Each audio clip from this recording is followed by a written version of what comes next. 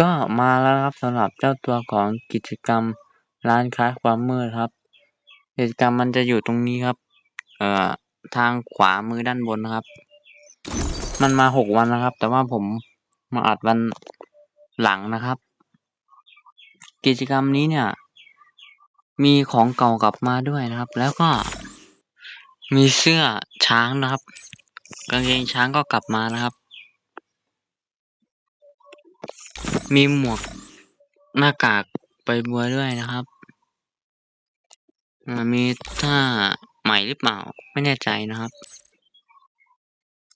อันอื่นก็เป็นของปกติ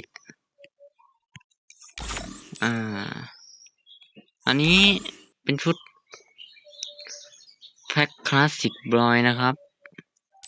ประมาณนี้อันนี้แพ็คนักรบเมื่อเก่งนี้สวยนะ